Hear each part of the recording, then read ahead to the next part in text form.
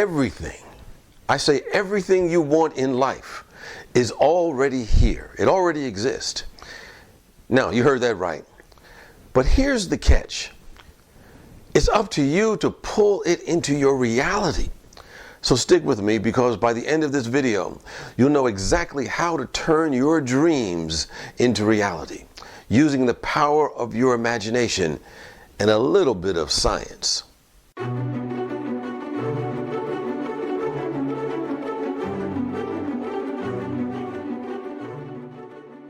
My name is James Trapp. I'm a recovering lawyer, spiritual teacher, and former CEO of an international association. And I've given over 800 public presentations in my various roles. And today, I'm going to reveal how to bring everything you desire, whether it's a thriving business, a loving relationship, or a vibrant, healthy life, into your day-to-day experiences. And believe me, it's closer than you think. Now here's the key point that you have to take in. Everything you desire, as I mentioned before, already exists in the realm of potential. But the question is this: how do you bring it into your physical reality? Well, by the end of this video, you'll know exactly how to do that. And what we're going to cover in this video is, number one, understanding that your desires already exist in this something we call the quantum field. We're going to look at the science behind manifesting those desires. And then most importantly, the practical steps to align your thoughts and your emotions to bring your dreams to life. So let's dive in. So we start out with this first point: everything you want already exists. So imagine a world where everything, every dream, every desire that you have is already done, just waiting for you to bring it into your life. Now, this is not as far-fetched as it may seem to our regular minds. There's a concept called the quantum field. You know, it's a concept that's been identified by scientists as well as great spiritual avatars throughout history. And essentially, it's a space where all possibilities reside. This means that everything that you want is already here, and you just have to access it. So think of it this way. Our imagination is like a bridge between this quantum field and our everyday life. There's a teacher named Neville Goddard, who's often known as the master of imagination. And he taught that we live in two realities. The first reality is what we call the third dimensional physical world, and the other reality is the fourth dimensional realm of imagination. And when we tap into the power of imagination, we can shape this quantum field and pull our dreams into our day-to-day life. You know, you may be familiar with a historical figure by the name of George Washington Carver. And he had little or no access to proper laboratories and things that really worked for him to test his theories. But what he did, he imagined, and he created makeshift research labs and found over 300 uses for the peanut. His imagination literally shaped his reality. You know, in my own life, I had the vision of overcoming substance abuse and becoming the CEO of an international nonprofit, which seemed impossible at first. But it happened. It happened because those possibilities already existed in the realm of ideas.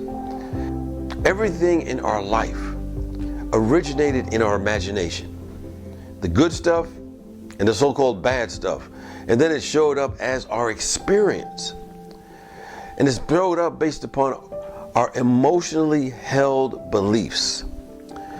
I know that you may be thinking, well, are what you're saying to me that my struggles, my challenges were all in my imagination? Well, yes and no. So stick with me, because we'll unravel this in a way that makes sense and empowers you to change your circumstances. Let's talk about the science behind manifestation. Here's the thing. When you focus your thoughts and emotions on a particular outcome, you activate its potential in this quantum field. But here's the trick.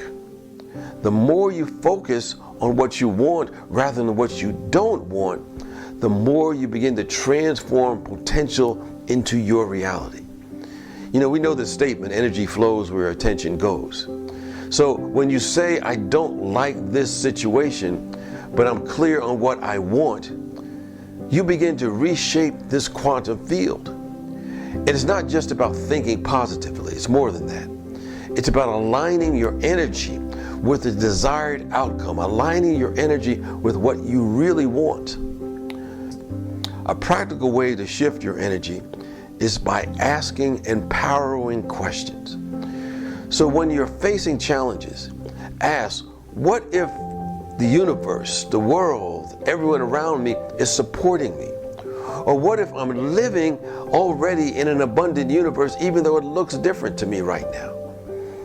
These questions redirect your imagination and attention, planting new seeds in this so-called quantum field. Let me tell you a little story. There's a friend of mine, and we'll just call her Emma. That's not a real name, and she's a high school teacher. And she wanted to bring innovative teaching methods to her school. And what she did, she visualized her classroom filled with engaged students every single day. And her enthusiasm caught the school board's attention. And this led to a grant that transformed her classroom by directing her energy toward what she wanted. See, by directing her energy toward what she wanted, Emma activated its potential in this quantum field. So this is what we want to do in our life. We need to begin to be clear on what we want. We need to ask the right questions, get directed, so we begin to shape and form this infinite field of possibilities to what we see in our minds. So how do you actually do this?